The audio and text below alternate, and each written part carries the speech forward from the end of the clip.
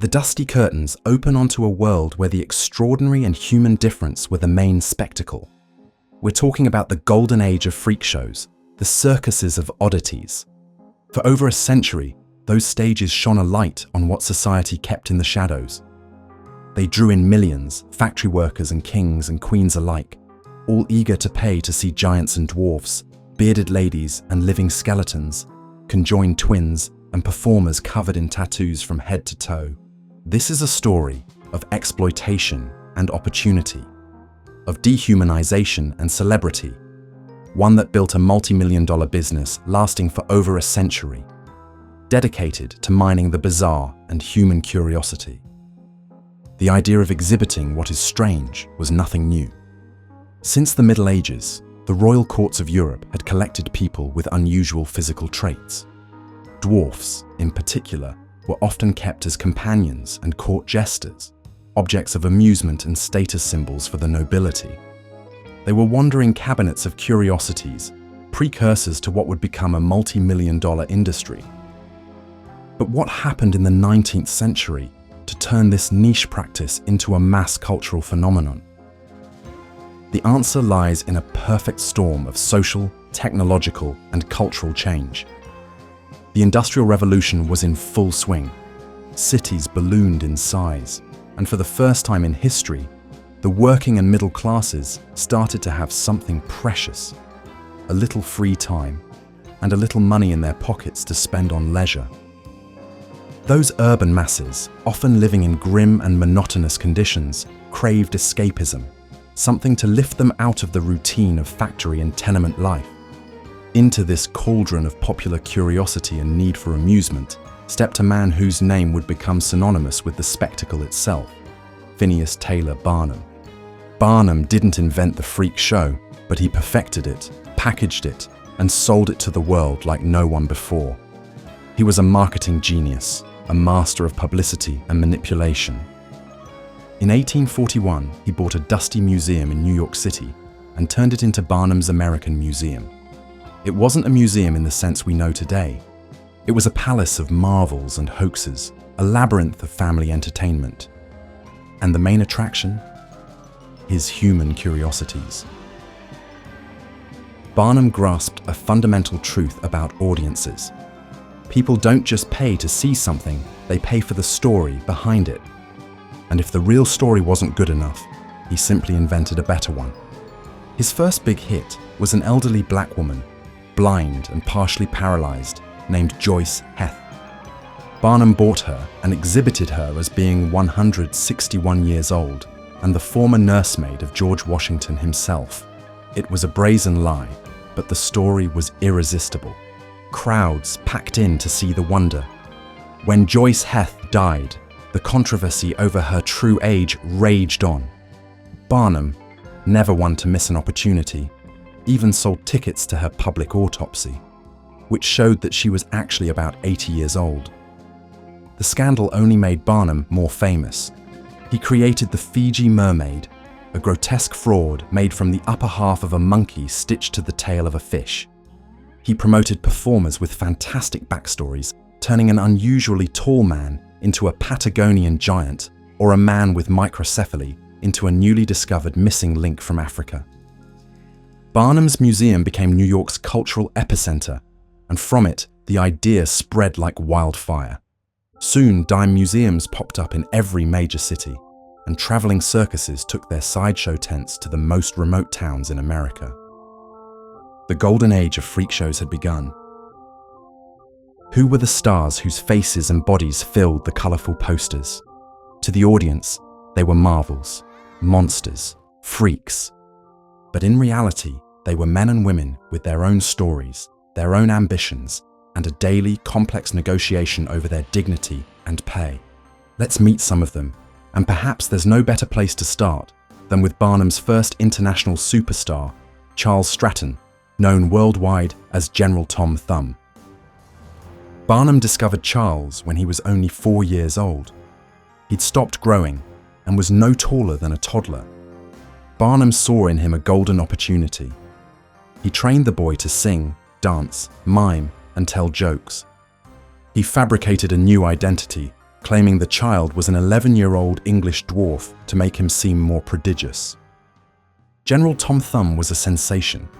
He was charming, talented, and, most importantly, not frightening. He was adorable. Barnum took him on tour through Europe, where he performed for Queen Victoria of England. The Queen was so delighted that she saw him 3 times. That royal seal of approval catapulted Tom Thumb to global celebrity status. He became immensely wealthy, living in a custom mansion, wearing the finest clothes, and sailing his own yacht. His marriage to another Barnum performer, the dwarf Lavinia Warren, was the media event of the century, outshining even Civil War news in the papers. Tom Thumb's story reads like a fairy tale.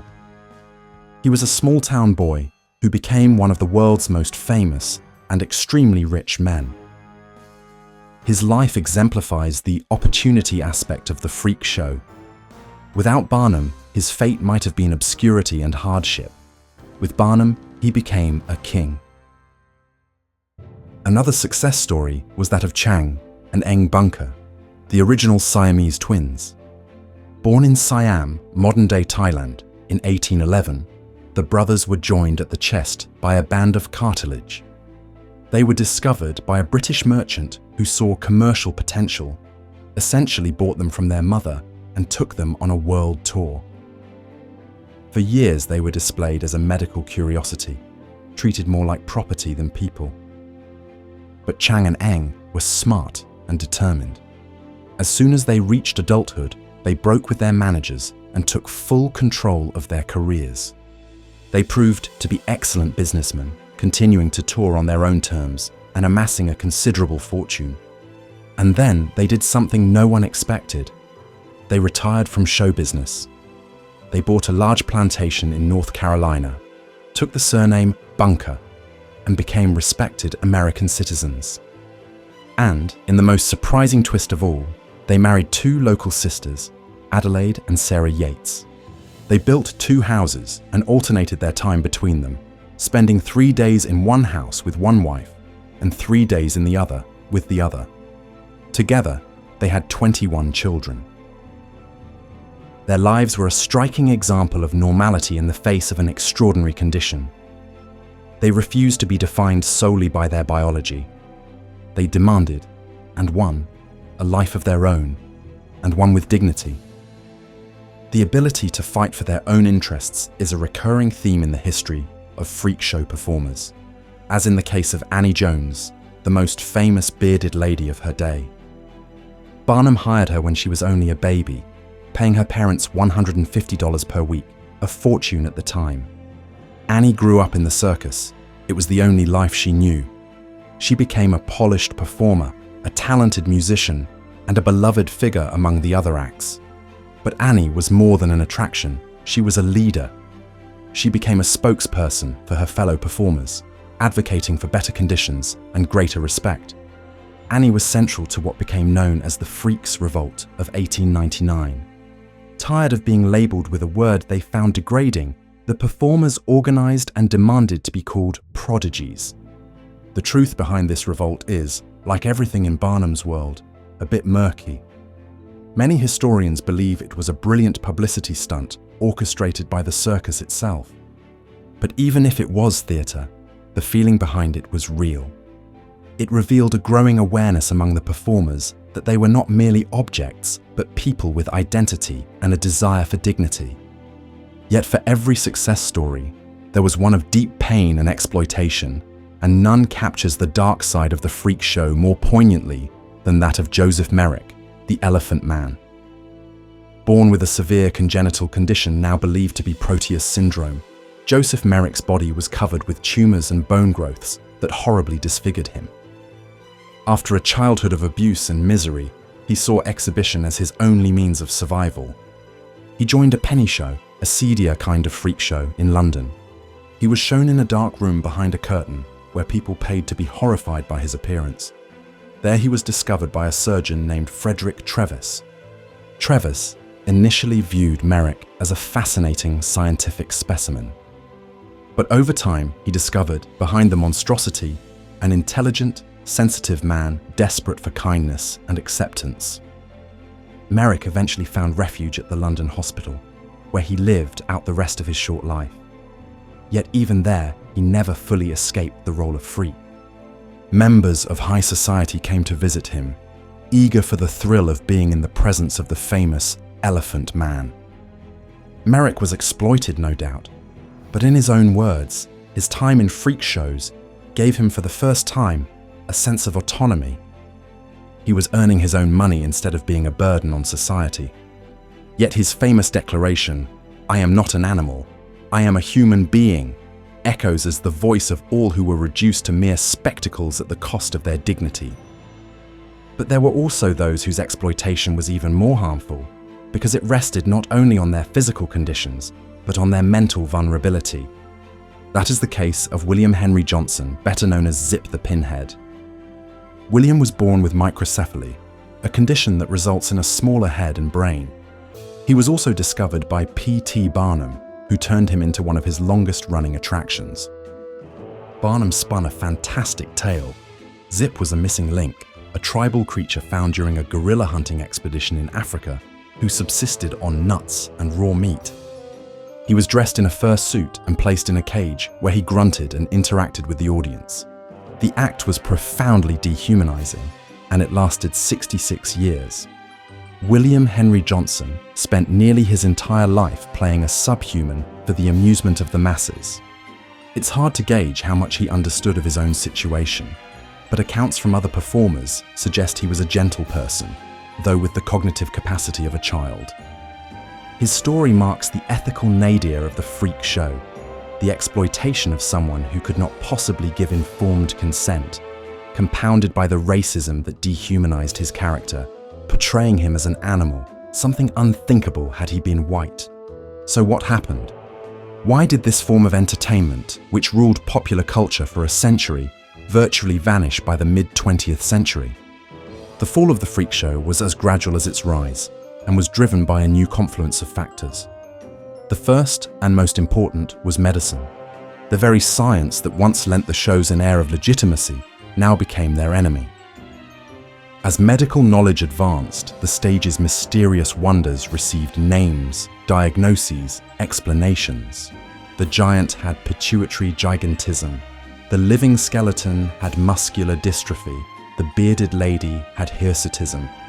Joseph Merrick's condition was studied and categorized. Diagnosing the conditions that produce these differences stripped away the mystery, and without mystery, the show lost its magic. Prodigies became patients.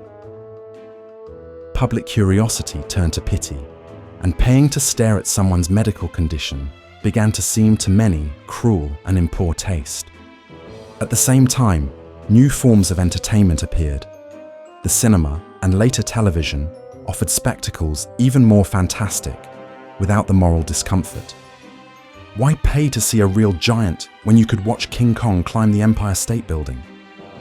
Public sensibilities changed. The world went through 2 world wars, and the sight of damaged and different bodies was no longer a source of amusement. Social welfare laws, and eventually disability rights movements, began advocating that people with severe medical conditions belonged in hospitals and care institutions, not on circus stages.